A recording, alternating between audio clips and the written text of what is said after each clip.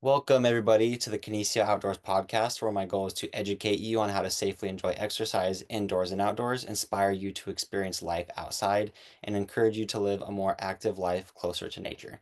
Today on the podcast, I have a recurring guest, Cory. Thanks for joining me, Cory, and taking the time out of your day. How are you today? I'm good, buddy. Just sweating in the loft, sweating in the shop right now. Yeah, off air before we started recording this, I was telling Cory I just moved. I'm not going to say where, so nobody can find my secret honey holes. But I just moved. We're in a condo, and I'm in a closet recording this in the condo. So dedication. I also know my brother's going to listen to this and text me and make some closet jokes. So that'll be Oh pretty yeah, fun. dude. Yeah, he's aiming easy for that one. Yeah, for sure. So for this podcast, I want to talk to Cory about his spring bear hunt. Sounded like a pretty sweet hunt that he did, and then we're gonna dive into some nutrition. Cory, as our buddy Gunner says from Ghost Bull, is a chef and does some freeze drying. And then we're going to end with Cory's talk about advocacy. It's something that has been kind of blowing up a lot lately, and people like Cory are leading the charge. And it's nice to have people like you, Cory, to really let us know what the issues are and kind of remind us that without us tackling these issues head on, we could lose what we love. So let's start with your bear hunt this spring. I have no hunting this spring, so we're just going to rely on you for some good hunting stories from spring of 25. Hey, Okay? yeah, Okay. my hunting partner, my spring hunting partner's a buddy. We were supposed to before, um, but he ended up coming down with pretty gnarly illness and had to back out. And Darren, we met in Idaho after a mule deer hunt. He was hunting one unit, I was hunting another with another buddy, and he asked me to be his best man. And we kind of landed on trying to redo or actually do our spring hunt and put in for a hunt down in Oregon and drew that one. And another buddy who I've known since high school, we were wrestling partners together. Last minute, he got the time off of work and was just wanted to glass and pack, so he came with us. We set out. I think we were gonna do about 7, 8 days. Um, we had it scheduled where we'd probably pack in maybe 2, 3 days, but we were gonna base camp it. Like neither one of us had really ever, not ever, but in like the last 10 years, done a base camp with like family or friends. And so I was pretty excited at that possibility. And we ended up, it was a pretty huge, pretty massive area that we ended up getting drawn for. And it was a little daunting to try and narrow it down at first. And we ended up pulling up, multiple different mapping services and ended up lining up on this unit. Didn't have very good odds at all, but the country looked awesome and ended up heading down there blind and got down. And first night was a ball, man. We ended up seeing a bunch of sheep uh about 2 or 3 miles away. I'm no sheep hunter, but even through my 65 millimeter, there was one daddy in there where I was like, okay, I don't need a professional to be able to size that one. Um, but dude, we got absolutely murdered on top by mosquitoes that first night. I got this great big guide, Cabela's tent that I've had for years as a base camp tent from last time. And we woke up that morning and I thought I was back in Kotzebue. Like the entire inner wall of the tent was completely blackened seams and mosquitoes. There was hundreds of thousands of them. And as soon as we popped it open, I was like, dude, we're coming down the mountain. I ain't doing this. A bear isn't worth this. So we broke up and broke down camp and headed down the mountain and found some pretty sweet spots down there. Um, it took us 3, 4 days of, sun up to sundown, finding bears in this unit. The snow level was non-existent. We got down there pretty late. We wanted to go in April, but with what I got going on in the fall, I kind of had to sacrifice because I took the wife and kids down to Mexico in April, and Josh had a bunch of stuff going on, so we went as early as we could and ended up leaving May 1. And sorry, I got something stuck to my back. Um, Ended up leaving May 1 and ended up heading out May 8th. And beautiful down there, man. it was not the topography that I was expecting. Yeah. Um, Central Oregon is I'd go back. I've never filled a turkey tag, and we saw more turkeys than I've ever seen anywhere. Um, but the day we ended up getting on the bear, it was picture perfect. Um, we ended up hiking in from the truck, and it was about a mile. Nothing crazy. wasn't crazy high. Um, but we got into this monstrosity of a basin that you could see for miles. And we kind of got infatuated with this first bowl because it had so much timber and sparse rock. Um, but there was snow way up high, and fog rolled in, started snowing on us out of nowhere. We ended up sitting it out, put up a tarp and made a fire for a little bit, ate some food, and snow cleared, and boom, bear coming down one of the bowl ridges, and fog was still kind of piecing out, and we got on him, and then we lost him in the brush underneath us, right at the valley floor, about 300 yards down, and it was about every 15 minutes we'd see him come through some because there's a mass amount of deadfall. And I wanted to get the groom to be. That's the goal, was to get him the bear, and I couldn't get him on it. It was 3 4 hours of him meandering down there, and I just couldn't get him on it. He couldn't see it, and it finally fed down underneath us, and he ended up going down the ridge about 50 yards trying to get another view, and couldn't get him, and I start kind of and he told me to shoot. So me and my buddy Danny, I lined up on him, and about 310 yards, double lunged him, went down the hill, and I put one more because it looked like he was gonna go, and he died in about 5 minutes. But got down there, started snowing again on us. Built a fire. Being able to do it with two buddies down there, it was an absolute ball. Um, Pretty easy pack out because it was only about a mile and a half back to the truck, and it was only shoot 600 feet, up to the top of the ridge we were on, and then about a mile back. And so we had another 3 days, and put the bear and hide on ice, and we left that unit and went to a northern unit that we had drove by and was kind of like, we like the looks of this. And we get hiked in. We're in there for about a day and a half, and we're like, oh well, let's try and maximize this. Like we want to go like bell to bell. And I was like, hey, I'll just mail in my tooth. Like we'll get her figured out. And Josh is, thank God he's a little smarter than I am. We get to the top of the mountain and we got some cell service, and he pulls his phone out and looks up the very specific regs that I should have read before we left, and I kind of dropped the ball on that. And good for Oregon. It is I think it's a $1,500 fine. You're looking at a Class C misdemeanor. You're looking at 90 days jail if you don't submit your tooth. So immediately, I'm like, I'm not dealing with this. Packed up, went back because they're not open on the weekend, and so we had to pack out on a Friday. We ended up eating his tag.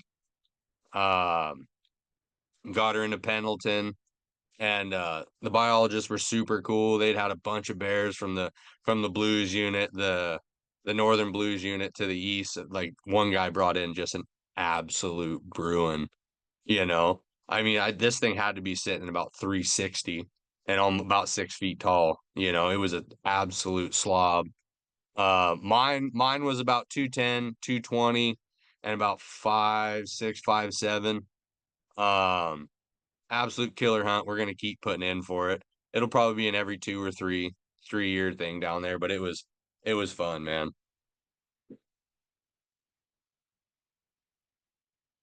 I think I don't have your audio, brother. Thanks. I had to mute it. My kid walked in. Oh, okay. Yeah, sorry, that's why I was muted. Anyways, so yeah, a couple things I want to touch on with that.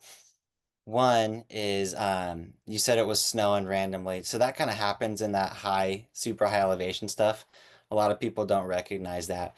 And same with those mosquitoes. Correct me if I'm wrong, but those mosquitoes were there because it was super wet, right? Oh yeah, there was a little snow left up top, Yeah. and it I don't even know what we were thinking we were gonna stay up there. Yeah. But it was one of them spots. It was the tallest mountain peak you could drive to. And Hmm. so we're like, well, shit, we can drive right up there. Might as well at least see what we can see. Saw Yeah. saw an absolute bagload of elk every day. Um, and of course, the top of the mountain we had service. I was like, well, what's the draw capabilities of this thing? Yeah. And immediately we put in for points right there. Nice. It's about a Yeah. it's about a 4 or 5 year tag. Oh, okay. And so my buddy Danny, I think he said he has 4 points in Oregon already. So Yeah. I was like, you draw this next year, I'm coming. That's funny. I just used my 1 point to draw a tag to go hunt with Gunner this fall. Down in Astoria? Yeah. Rifle. Oh, I didn't know that was I thought that was an over the counter for residents. I didn't realize that was a draw tag. It's draw. Yep. Both Oh, seasons. Yeah.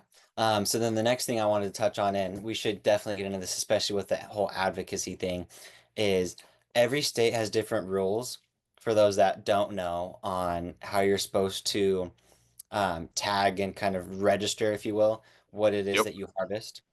So Yeah. some states with ungulates, deer, elk, moose, require you to leave proof of sex. Yep. Some states require you to leave the tail on your deer so they can tell if it's a mule deer or whitetail, things like that. Yep. And yeah, as you mentioned, Oregon's rule is I kind of think it's proof of sex, and you have to take in the skull for the tooth unfrozen. Am I correct with that? Unfrozen, At and so they can take a 7 days? piece and so Yeah. they can take a piece of the tongue. Yeah, and that's pretty standard. Proof of sex is pretty standard, and then that tooth for bears and mountain lions is, I think, pretty universal, at least in the Western Yeah, U.S. it's universal for any type of draw or just over the counter tag. And like I said, bravo to Oregon, because that's something we've been fighting here in Washington. It's good. A You lot need of it. a lot of the anti-hunting groups um, have really bled into our state's commission and have really used something that I think us as hunters, I'll put myself in that. Like I almost, in my own stupidity, almost broke the law and didn't even realize it. But Yeah. it's two submissions. um we want this information, like we want to be able to give our biologists all the information they can to paint the Yep. biggest picture. And Hmm. if us as hunters aren't doing our due diligence, then we're kind of only shooting ourselves in the foot. That's right. um and being able to do that, like I said, the biologist that I was dealing with, she was like the information that she was willing to share with me about how many bears, and hunters Hmm. were the best at BSing. Oh She's yeah. getting all sorts of information from guys, and she was just giving it to me. I was about ready to buy her wine and coffee and be like, I'll just sit down and talk to you. Yeah. But that's something we can do just to help ourselves out, is really paying attention um and submitting these teeth. And in all honesty, I am for a penalty. I've been sitting in the last 4 years, every meeting that our Department of Fish and Wildlife, and they've thrown that back at us, that hunters haven't been submitting, tooth requests. Mhm. And so as immediately as I saw Oregon's penalty, that kicked me into gear. And if that's what it takes to get some people to go, and it's like, hey, you did it to yourself, Yeah. and if this is something that we want, then we kind of gotta, I don't want a bunch of rules and regulations, but if we want to keep what's ours, we Yeah. gotta we gotta play the game as well. Yeah, definitely. And since we're kind of going down this route, let's continue going. So, um, I'll kind of touch on from my understanding how the tooth and harvest data is used, and then feel free to fill in any gaps that I miss. So, in Oregon specifically, I know that you don't have to register ungulates at a check station. So No. you just fill your tag. Sometimes you do e-tagging on your phone, and then there's a couple questions. I think it's number of days hunted, unit, sometimes county, and then size of the critter. So if it's a buck, how many points on one antler. Yeah, that's That's the pretty same with common. Washington. Okay, sweet. Yeah. Yeah. California, where I'm from, you had to go to a check station and have like Cal Fire, Forest Service. I think CHP and sheriffs could also sign off on those as well. And then Okay. you Yeah, now that would mail that in. we got C registered CWD in the northeast corner. Yep. Um Last year they had check stations. You had to drop off anything that was coming out of a CWD area, which was all Yeah. of our northeast 100 units. Yeah. So with that information, what biologists can then do is, as you were saying, Corey, hunters can kind of be used by biologists strategically to understand where the bears are at, what time of year, how big the bears are, kind of the population disbursement of bears.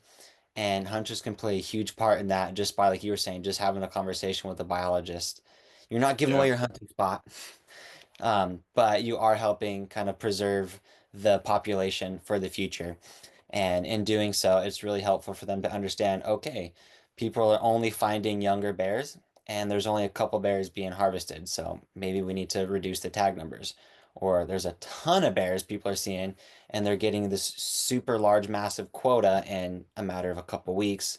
Maybe we don't Yep. need to have the 6 week season, and we don't need to hunt bears during the rut because we're already harvesting enough bears before the rut, things like that. Did I miss Yeah. anything on that? No, no, man, you hit it. Yeah, just as much information as we can give our departments to frame in what it is and what's out there. We have more boots on the ground than anybody. Like we're all walking in with, I don't know, whatever the most amount of money that you can afford in glass. Yeah, We are all picking apart these hillsides. You know, I've been up on top of these trails where there's hikers and bikers and everything, and they have no idea that a bear is 50 yards above them or 50 yards below them, and I'm yep, counting them. And whatever you can do to give a biologist the amount of numbers, especially with harvest statistics. yep. Yeah, and it also helps too, if you really want to be helpful to them, is you could kind of say, well, it looked like they were in this berry patch or feeding on this, and it can kind of help them figure out the food sources as well. So there's definitely a lot of good that can come from that. Like you said, it's kind of a pain in the butt. When I got my bear in California, it was during COVID, and we still had to check it. So I went to the check station. It was closed because of COVID, so all offices were closed. So I called my taxidermist, and he said his 3 properties down neighbor was a warden, so he was going to come by. Well, he got a call to go 3 hours away for some reason. So we had to go through all these hoops to go through the process. And in California, I'm pretty sure they took a tooth, is what they did. Okay. So, yeah, did a little different way to do it, but you got to do that so that way they have the data. That way we have scientific data. I'm going to call it the fight, so we can fight Yeah. that ballot box biology and really have concrete evidence of saying, look, there's plenty of bears. The numbers are not going up, they're not going down. We can have this hunting season. Or we can use it to say, look, there's actually more bears than we realized. Let's add a couple tags, another season, extend the season, so on and so forth. So it's really a great way for us as hunters, as you were saying, Corey, to show what there is out there because you might know this off the top of your head. How many biologists per like unit are there? Like maybe one, if that, point I 0.5. mean, it kind of all depends on what possible studies they might be doing in the area. Yeah. Some of our, high price, or high choice elk units might have, some more studies going on in the general region. They could, like, right now, our mountain goat population is not in the healthiest of standings right now. Neither are bighorn sheep. So in the regions where those are predominantly located, I know we got BHA did a big like rendezvous type deal where they got people together and then were able to help WDFW count goats. I think they did that a couple weeks ago.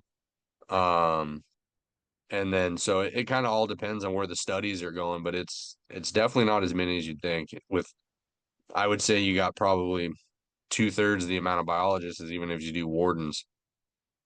Yeah, that sounds right. And there's very few wardens, and there's just not a lot of people out there that are taking note of what's on the landscape. So little things like that are really, really helpful. And I think in Yeah, Oregon, man. for ungulates as well, there's no, there is a penalty, but it's not a monetary penalty. I think you lose your tag for the next year if you don't report your ungulate, so elk or deer. I think you forfeit your tag for the next year if you don't report it within like 31 days or something like that. Yeah, I think I read something where even if you're a non-resident and you don't report, especially on a special draw, Yeah. with coming that classy misdemeanor and having it be a big game violation, Yep. you start teetering with that line of there's a multi-state pack, and I think 36 states are involved in it now, where if you Mm. have a big game violation in one state, Yep. you lose Oh, all your hunting on you lose all your hunting opportunity in 36 other states. yeah. And so it's not just the guys and girls that we're all trying to catch, poaching and screwing us all over. It's the man, it's shoot, one of the I don't like the word, but the big name influencer. There was one that got caught, not even caught. He just didn't buy an archery permit. Yeah. Uh, and he drew an Idaho archery tag and forgot to buy the $5 Hmm. permit. And that dude's nuts got ran through the coals on the internet. You would have thought that he got caught shooting bulls in someone's front yard in Boise. And Yeah. so the littlest game violation, can really screw you over. Yeah. And again, that's put in place, as you were mentioning earlier, to get our butts into gear to accurately report. So that way, the few biologists and wardens that we have can do the best job with the resources they have. So Yeah, I think they're in there for a good reason. It's just kind of stings if you, like you just said, it's a forget. yeah, It's a $5, oh, I forgot I need my archery thing. Well, yeah. I five bought my bucks. license, I A got lot of my money. tag, and now there's this third thing that Yep. somehow is in the cart when you buy your A tag. I don't get it. That one, Yeah, it's kind that of one weird. I don't get. That one's a little Yeah, they should egregious. just include it. It would just be a lot easier. But Yeah, I'm not on the Idaho Game Commission, so I don't make that choice. yeah. They're very friendly. I call in and I'll call in and during their public comment period and just thank them. It's not quite Colorado with all the tags they have, but Idaho's always done a phenomenal job, I think. I try and be as always respectful, but I'll drop a little a little gem in there, like, hey, if you ever want to kick up non-resident tags, you can just take them from the outfitters, and there's usually an outfitter in the group that kind of shuns Bet. me, but I'm just joking. But I Yeah, always yeah, thank them for including non-residents and always having they've always done pretty well. 10% of their draw goes to non-residents, and yeah, I've been hunting that state since I was a kid. So I call in there um and I've started to call into other states as well, just thanking them and always remember us little guys. yeah. So on that note, I feel like that's a good transition into why don't you talk about how you got started with this advocacy and then transition into your role of where you're at now for the state of Washington. I think that's a pretty neat story and try to highlight that anybody can be as involved kind of as they want to be.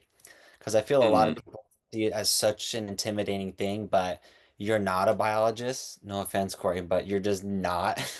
No, And here you are, and you're really trying to give a voice and try to help understand and try to better the use of public lands as well as like the management of fish and game. So why don't you talk yeah, about yeah. So I got involved with this end of it about 3.5 years ago. Um, I had gone to one of these elk shaped camps and kind that? of Oh, signed up. Seemed like a cool deal. Um, wasn't so much for the hunting aspect. I just was trying to meet some like-minded individuals. Hunting's a pretty small community. I thought it'd be uh something to get involved in. And I met a handful of people from Washington there and started a little group chat, when we left. And one of the individuals, Hannah, she sent me this podcast. It was a Randy Newberg podcast, and it had a couple Washington guys on there, and they were talking about um, our spring bear and losing that, and what was coming down, and it kind of caught my attention, and I started researching WDFW and meetings because that was a big part of what they were talking about, and ended up showing up to a meeting like a month later, and um, kind of wasn't met very equally when I came through the door. Hmm. It was not what I was expecting. It's still nerve-wracking. I mean, I'm sitting in front of a commission at the state capitol. Everybody's, I'm not young anymore, but I'm by no means old. But everybody in there's got a little more gray than I do and a little long in the tooth. And so I spoke, kind of misspoke, I'm not the best public speaker, but and then I sat and listened, and there was a ton of anti-hunting advocacy that was going through there. I'm talking lawyers, hired biologists by these anti-hunting organizations, and there was a ton of people that were calling in on Zoom, and that kind of caught my eye that like these people are like the people that are there are the ones making the decisions. They're the ones steering this ship. And this other woman, um, her name caught my eye, Kelsey Ross, and then this young kid, Dane Zarnecki. That's a name that'll probably be becoming big in this advocacy world. He's a young kid that's full of spitfire. Um, he introduced himself and said he was part of an organization, and um, wanted my name and email. And I was like, sure, man, like whatever I can do. And I got involved with this group that I'm currently with, the Conservation Coalition of Washington. Um, we're all we're all a bunch of misfits. None of us have anything in common other than hunting and fishing. Like I'm a ferry captain. Kelsey's a stay-at-home mom. Dane's a college student. There's our good old buddy Gary. He's a guy. I love that guy. He's funny. But Josh Capel, Mike Hers, there's a bunch of us that have kind of come together and speak at these meetings. Things were not adding up to us, and we started asking questions, and there has been some decisions that hunters have won just because a bunch of us have showed up. We lost our spring bear season a handful of years ago. And this year they were really attempting to roll back the start of our fall season by a month. And um that would have happened. We would have lost the entirety of our August season had not a bunch of us showed up and spoke our minds, and it worked. Like that was one of the first times in the 3 years where I was like, oh, they didn't do this. And right Let me now, pause one you of the right there, Corey. Sorry to cut you off. Let me pause you. So, for those that don't understand the importance of the August time period for fall bear, why don't you give like a 30, 60, 80, 90 second just summary of why August is such a crucial time period if you're trying to regulate the bear population? the bears are out feeding. They're trying to pack on weight. Especially in the high country. That'll be for another. The only bear I'd ever had for years was one that was down in the swamps, and that's what it tasted like. So I hunt bears in the high country. I stay away from the fish streams. I stay away from low tides. So in the high country, they're feeding on them blueberries, mountain huckleberries.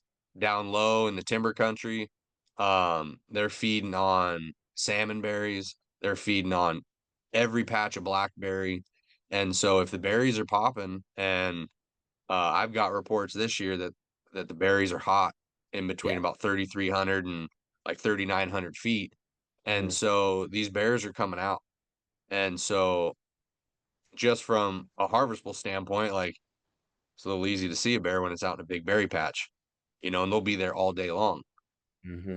But not only that, for me, I got two kids. My boy's 5, my daughter's 3.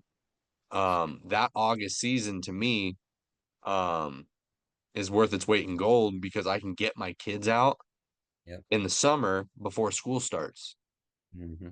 you know? And so I look forward to that because I didn't really actually start hunting bears until about 5 years ago.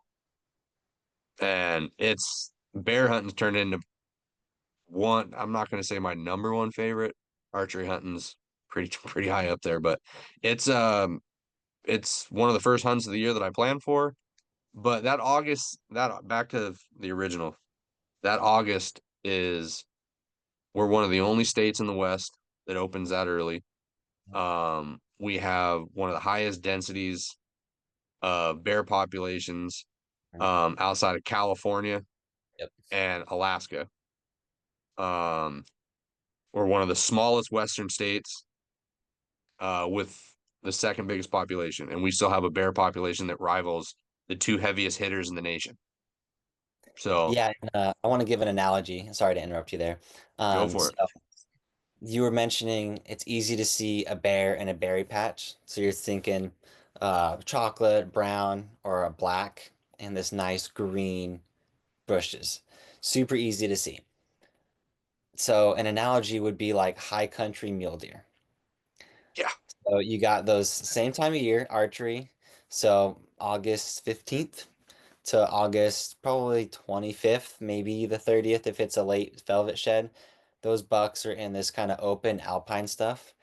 And bears do what bucks do. After the berries are kind of done, after berries are dried up and not ripe, then the bears go into their dark holes, and that's where yeah, they live. they'll start moving down. The Yep, feed's gone. They're gonna start coming down the mountain, yep, and you're gonna have to start changing up your tactics at that point. Um, but high country spot and stock on bears, it's a ball, dude. yeah. Ton of fun. It's also one of the more successful ways because you can cover so much country, and in that thick stuff, you kind of have to be right on top of a bear because they'll go into the thickest of the thick and they'll just call it home. So Yeah, that's why having that time, having that August time period is really crucial because they're easier to hunt. They're definitely more harvestable. Some might say it's unfair, but when you have one of the largest populations in the country and not the largest state, there definitely is the potential to kind of manage that population so that way the landscape doesn't have, no berries, a ton of bears, and then the bears are going to over time either go after each other, starve out, things like that. So. yeah, Yeah, I want to interrupt you there. And just to help you remember where we left off, you were saying that was kind of the first win for your kind of coalition was keeping that August season. So if you remember where you're at, go ahead and take it away. yeah. So yeah, we ended up they took a vote on it and voted it down to kick the season back. We did lose the August opener in a couple units because of recommendation from the biologist. Too many sows were getting taken in the Willapa Hills unit. Um, that encompasses damn near the Columbia River to the southern end of Grays Harbor County, or at least the Grays Harbor. And if those numbers, like, I'm not going to say I'm not for, like, that kind of sucks. But if a biologist tells me, hey, we're killing too many sows, we need to push this back. It's like, oh, that makes a whole lot more sense than somebody saying, I don't believe you should be doing this because I don't like it. Yeah. And Yeah, that's where they're using some data they're getting, probably from harvest reports, to manage the population. So the biologists aren't saying, oh, we're just going to sell tags to make the state money. They're saying, yeah, hey, whoa, whoa, whoa, we're actually going to sell less tags because the bear population's hurting. So that right there is just showing, like we've been talking about, they're using it for good. yeah, they're using it for good. It is what it is. We lost a handful of days there, but that was a big win. And so going from there, just over the last couple years, a lot of us in this group have all put in our own public records requests, with the state, and we were getting hamstrung and just beating our heads up against the wall for years. Like, there's just multitudes of and layers of information, especially with the wolves issue. That's if anybody's been paying attention to Colorado and everything going on with that. Um, you know, what's going on in our state. is the wolves are here.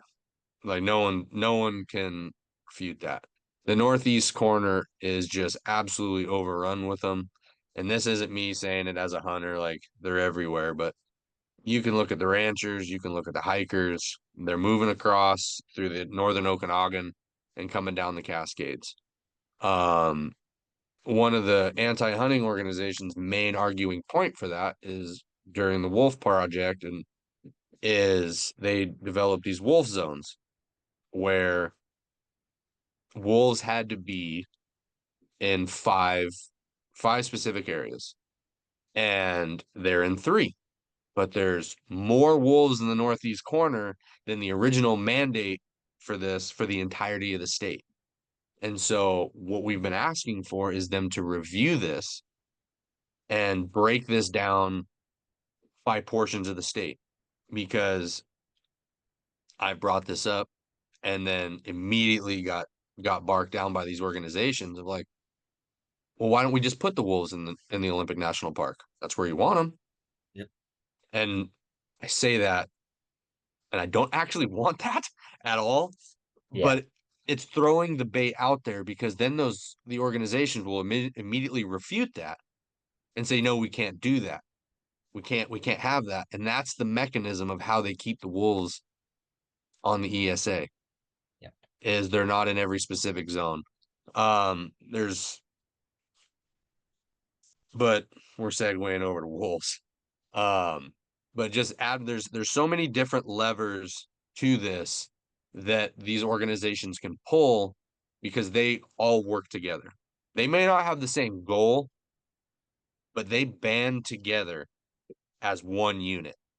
And they band Um, together more unified than a lot of hunting groups do, which I is mean, a we bummer for we as a hunters. we as a group are so fractured. If I tell you that I shoot 70 pounds in a Matthews, someone's gonna bark at me that I should shoot 80 with a Hoyt, or Yep.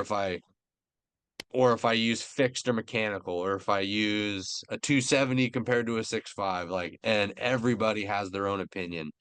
And I mean, you see all the memes, the sick Kikuyu guys, the first light guys. If we're so fractured, um, as and not a unified group. I mean, we did have one big win, the public lands issue last month, when that was pretty impressive. We Yep. all That came was big. together with And everybody. Colorado But Wolf was big too last year or beginning of this yeah, year. that was a huge part of it. But you know, the advocacy for each other, like, put the bow down, put the muzzy down, put the rifle down, or the addle, whatever it is, and we're these next couple years, um, Colorado's going to be a big deal. With what they got going on. That last wolf vote, that is not the end of that. They're coming. I mean, I mean, right there in your old state of Oregon, they're going after hunting, and not just hunting, having livestock. Yep. I mean, even having animal husbandry. Like, if you want to have a couple goats as pack goats, they're going for that. They're going for small ranchers. Um, Here in Washington, it's not just the big ones have been wolves, cougars, and bears, but now they want to, coyotes are an undesignated species here, like most of the West. Yeah. Um, but they want to designate those and then put a season on them. So then they want to, I saw some of the writings, and they want to put a sunset clause in there. And Hmm. that's how that was the mechanism. That was the first Yep. lever that they pulled when they wanted to take our spring bear season, is they sunset it. And because it's a draw, the state of Washington has to meet, the commission has to meet every year and vote on it. And they knew that. So they sunset it, pulled that lever, and then they took their vote and they voted not to open it the next year, even though they came out and said, "Oh no, we're only putting it on a pause." Yeah. They were working that lever down as they were telling us one thing. And so it's and then asking questions and being involved. Never in my did I think that I'd be advocating for coyote hunting. I've never coyote hunted. I've shot me a couple coyotes, but never specifically gone out for them. Yeah. But it's such a layered onion that how everything is tied in together. And I've really met a lot of good people that really want to do good doing this. And one of the things that really fuels me to keep doing this is I don't have to make up anything. I just Hmm. go straight to the source. I can Yep. go to ODFW. I can go to Utah, Wyoming, New Mexico, California, everywhere. And I can pull data and I can call these biologists. And that's when like you can call people like, hey, can you like you reference this paper? Can I talk to you about that? These people are so open with information.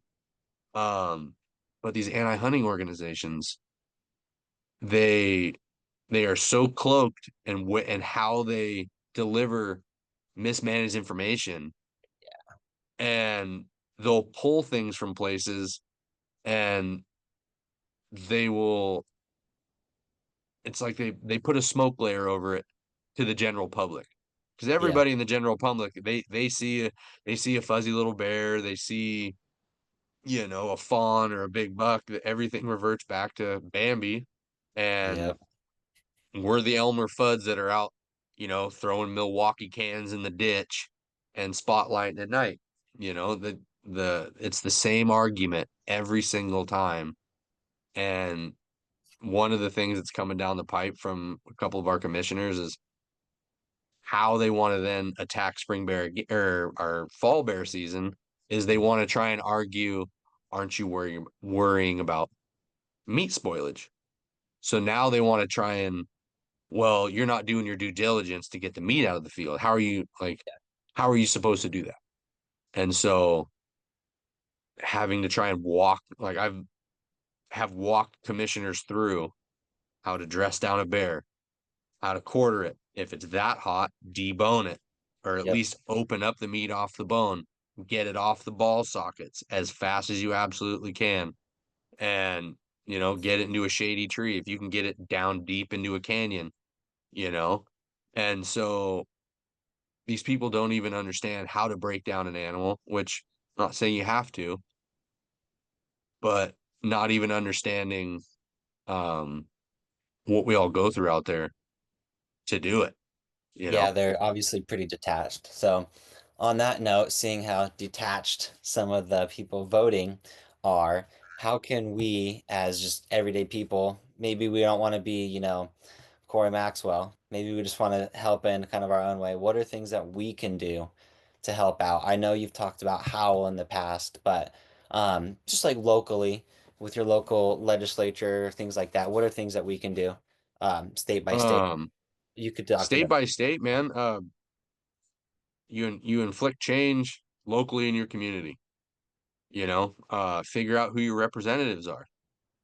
Um, look in your state, who's on your ag board.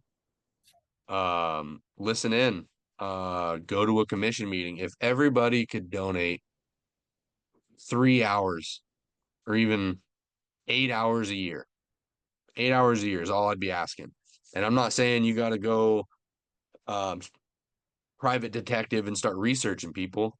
It's figure out when your local state Department of Fish and Wildlife meeting is. See when their next public comment period is. It's all going to be registered. They have to put that out a year in advance of where they're meeting. See what the subject matter is going to be for that meeting. What are they talking about? And then you don't have to have all these scientific data points. You can go in there, and if you really enjoy hunting, great. Talk about how much it means to you in some way or another. Put a real personal feel to it, to where no one can refute that. Yeah. If you're not a hunter but you like fishing, great. Go talk about that. Um, I got 6 or 7 people together. I'm supposed to take out in September. Um, Family and friends. Foraging is a big deal to me. Like, dude, picking chanterelle mushrooms, white corals, bolitas. It was something my dad took me out doing. And I'm gonna take a handful of people out and kind of show them what I look for and that. And if that's something you enjoy, Talk about how awesome that is. The more positivity that we can spread, um, especially directly to the people that vote on what it is, you can start there. There's grassroots organizations like the one I'm involved with, the Washington Conservation Coalition. Um, I know Oregon's got a handful. I mean, shoot, one of the biggest risers, like kind of our shining beacon star right now, is Dan Gates with CCW. You know, he led the fight um with everything going on in Colorado. Um, you know, if the Mule Deer Foundation, those are big ones. I mean, you got, yeah, obviously the next one who is right up there is Hal. I mean, with what with what they have produced over the last handful of years, just in Washington alone, Charles Incredible. over there, it's incredible. It's absolutely incredible. Um, like so much so that our governor's one of his main aides referenced him in an email that we as the Conservation Coalition got, and saying that we need to stop. It was a hunting bill, a right to hunt and fish. They specifically referenced Charles and Hal, that this was the worst hunting bill that they had ever seen because of the language, because they couldn't shoot a hole in it. And she was emailing a president of an anti-hunting organization, of what he was doing. And that right there, if you end up on the governor's aid Oh yeah. with what you're doing, oh, keep it going. And so advocacy works. Um, and so like, yeah, you got CCW over there in Colorado. Dan Gates is doing God's work over there. Charles and his cohort down in California. There's good things that come out of California, no matter what everybody says, there's still some good things down there. Um, us up there at the Conservation Coalition, we're trying our damnedest. There's small groups there out of Utah. One of another big group that is Go Hunt. Um, Do a lot of good. Sartini over there, that dude, his podcast, he has really pushed advocacy and awareness. He's got my business down there. I know Oh yeah. Brady Miller over there, he's referenced the um the stuff we got going on up here. I appreciate those guys for that. And then, figure out where you're spending your money. I know we can all get cheaper gear at REI and other places, but we as hunters have a lot of buying power.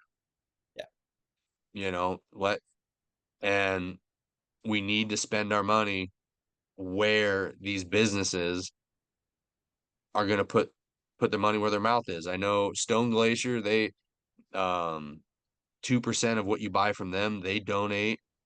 I know Born Primitive, those guys do a lot.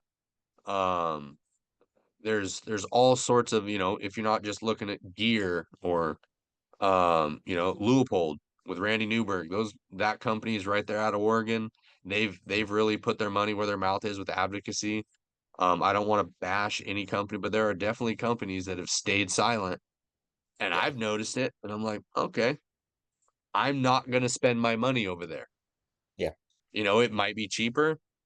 It might, in some cases, there's stuff where I'm like, I would really like to get that, but I'm gonna go a different route with it, because I'm not seeing anything for us. Yeah.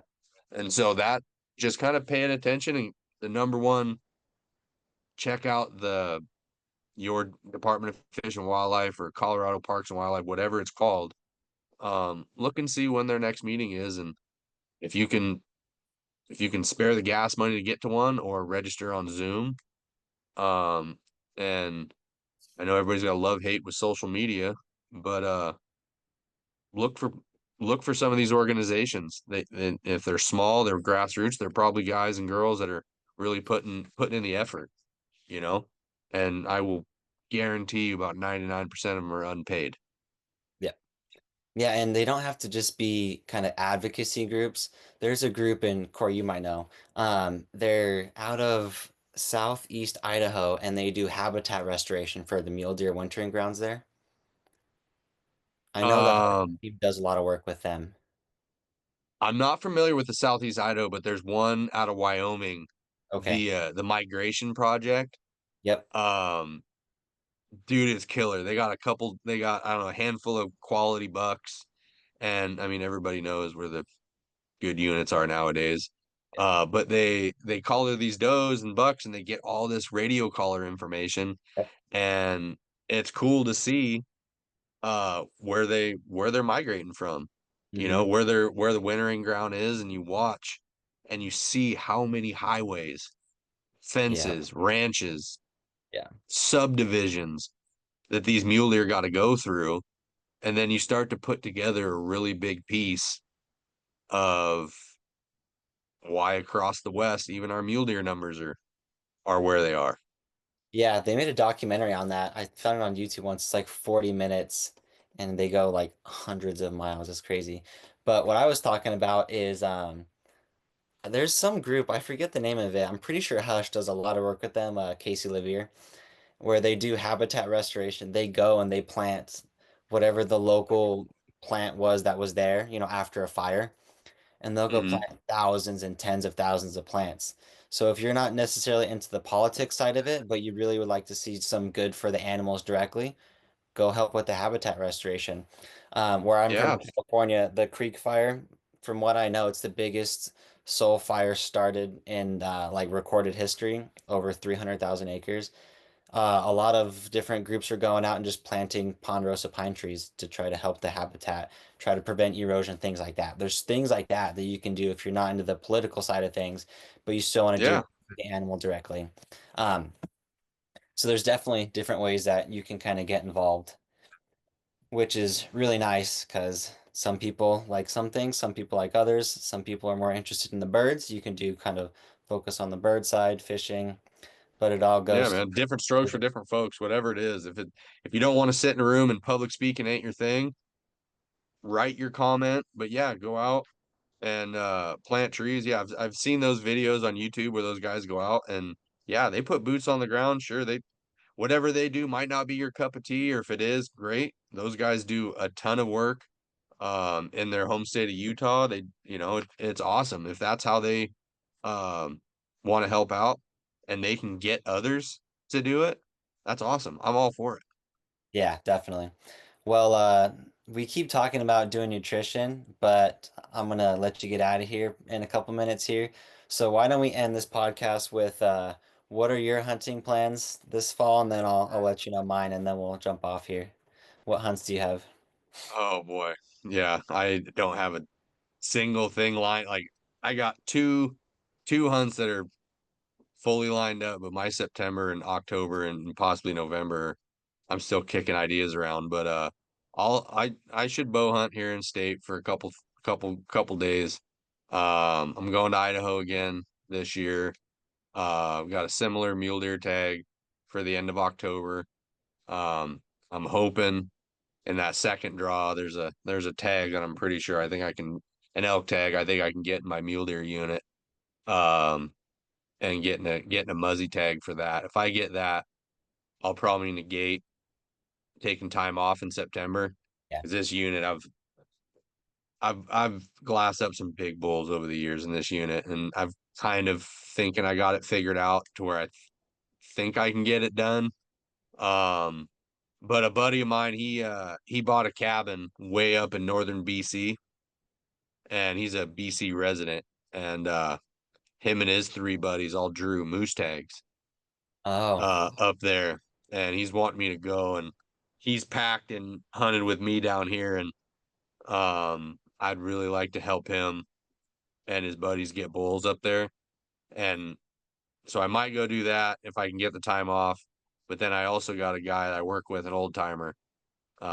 His boy's an absolute killer up in Fairbanks, and he's got an Idaho elk tag, mhm. and I really don't want to see him hunting by himself. I'd like to go out there for 5 or 6 days before my hunt and Yep. and see if I can glass and possibly pack for him. Um, but I'm gonna take my nephew in August. here for his first pack hunt. I'm gonna take him over to the Olympics, and I got a spot picked out with my buddy. We're gonna take him up there. I'm gonna take my boy camping for his first time. He's 5, so we're gonna go do a lowland truck camp. Um, but I kind of got irons in the fire all over the place, and so September through November is kind of up in the air. What do you got going? Yeah, so before I talk about myself, I think it's cool that everything you said, but your one deer tag and possibly an elk is for other people. And on our last podcast, you mentioned how you love taking other people hunting, and it's cool that you're just sticking to that. That's pretty sweet. So I appreciate hearing that. I like taking people hunting too, but you're just next level with it. So my fall is different. So I got a university job. It'll come out eventually, but I'm just gonna keep it quiet. We'll see how long it takes for it to come out. Yeah. So I got a job, not in Oregon, so I had to move. Luckily, I was able to draw a couple Oregon tags. So I have elk and deer tag in Oregon, and then I have drew non-resident Montana elk and deer tag, just the general combo tag. Oh, you did. Yeah, I drew that. Oh, We were right on. a couple years ago. My dad and I, every other year since they bought some property in Montana, we're trying to every other year do it. So, Okay. since that's the general combo tag, I've got 5 weeks of archery and 5 weeks of rifle. So, I should be able to get something there. I'll be able to get a Yeah, couple dude. of time in Yeah, September. I'll ask you off this and Yeah, yeah. see where you're thinking. I'll let you know. But yeah, so I've got a couple elk tags, a couple deer tags, and a new job at a university, so I'll be busy. Got a 2-year-old running around, and I would hate to leave my wife with the 2-year-old too much, so we'll see Oh, if I I know, can dude. I bring the get it. wife Yeah. along. My parents have a little off-grid cabin that my wife doesn't mind staying at, so bring them along, have my daughter see another elk that I get with my bow would be pretty sweet. Yeah. So, That's kind of another reason why I want to go up to Canada too, is yeah. my buddy's wife and my wife are pretty close, and Oh, their that's cool. boy is about the same age as my kids. Yep. And because it's an off-grid cabin on a just an absolute monster of a lake that's got just smoking pike in it and huge lake trout. And I'm going up. I've already got the time off. I'm going up there next June to hunt bears with him, and so I can get the lay of the land and start bringing the wife and kids up there. Yeah, that's cool. Yeah, that definitely is a kind of a guilty pleasure trip, it sounds like. But if the Yeah, wife goes, that's doesn't, exactly, man. yeah, Yeah, we'll she's see. smarter than me. She works remote, so we just got to have that Starlink hotspot thing, and then she can work in the middle of nowhere. Oh, that's cool. My wife's smarter than me. She retired at the age of 28. She's a stay-at-home mom, and we'll see if she ever wants to go back to work. She won't need to, but if she wants to, she can. Sweet. Yeah. Well, thanks for jumping on, Corey. Appreciate your time. Thanks for letting us know about the advocacy. Gunner's been telling me how much you've been doing, and it was really fun to hear kind of how you started feeling like you were maybe like minuscule compared to, these kind of hot shots, and now you're able to contend and really do a lot of good. So I appreciate that. Hopefully, some people are gonna gain some knowledge from it and do some good on their own. Yeah, man. Like I said, every voice counts, and we just kind of come together. You know, not with everything. I still got my opinions, but there needs to be a singular voice coming together that this if we don't stand up together, man, it's gonna happen. We're gonna lose Yeah. the thing that we hold dear, and we all gotta start doing our part. Yeah, definitely. Well, on that note, I'm going to end this podcast with keep moving, everybody, and we'll catch you on the next podcast. Thanks, Corey.